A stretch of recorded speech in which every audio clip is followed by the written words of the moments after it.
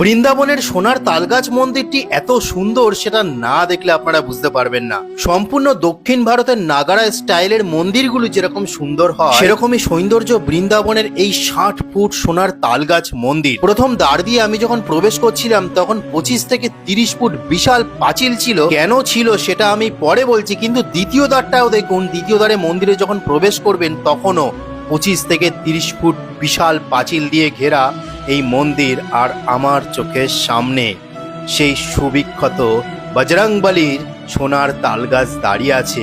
এখানে দুটি তালগাছ ছিল সোনার, একটি ইংরেজরা চুরি করে নিয়েছে। যেটি ইংরেজরা চুরি করেছে সেটি ছিল গরুড় সোনার তালগাছ, কিন্তু এখনো পর্যন্ত জয় বজরংবলীর নামে বিশাল 60 ফুট লম্বা সোনার তালগাছ আপনারা দেখতে পাচ্ছেন।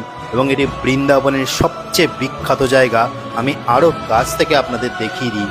দেখুন সেই সোনার তাল গাছ, এটি সম্পূর্ণ 60 ফুট। এবং এটা জানলে আপনারা অবাক হয়ে যাবেন, দাপর যুগে এখানে সত্যি তাল গাছ ছিল, বড় বড় তাল গাছ ছিল।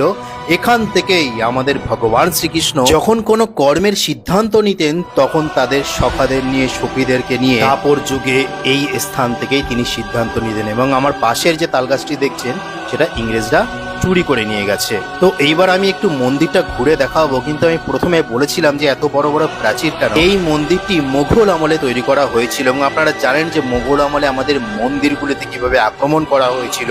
ঠিক সেই কারণে যাতে এই মন্দির কেউ ধ্বংস করে দিতে না পারে, সেই কারণে সেই কৃষ্ণ ভক্ত রাধারানীর ভক্ত রাজা এই মন্দিরটি নির্মাণ করেছে। তিনি যখন জানতে পেরেছিলেন যে ভগবান শ্রীকৃষ্ণের কর্মভূমি এটাই ছিল, তো তখন তিনি এই মন্দিরটা এই স্থানে নির্মাণ করেছিলেন। এইবার আমি মন্দিরের ভিতরে প্রবেশ করব, কিন্তু তার আগে দেখলেন যে কত সুন্দর সুন্দর প্রাচীরে আমাদের সনাতন ধর্মের ঐতিহ্য বিরাজমান রয়েছে।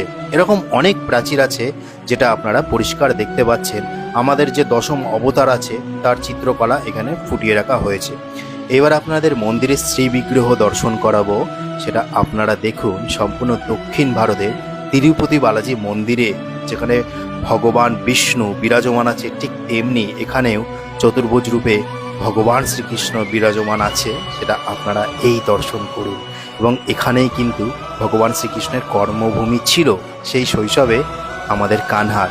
তো এবার আপনাদেরকে একটি পবিত্র কুণ্ড আছে যেখানে ভগবান শ্রীকৃষ্ণ স্নান করতেন, সেটাও আপনাদেরকে দেখাবো। এই সেই পবিত্র কুণ্ড যেখানে ভগবান শ্রীকৃষ্ণ এবং তাদের সখারা স্নান করতেন। তো আশা করি ভালো লেগেছে ভিডিওটা।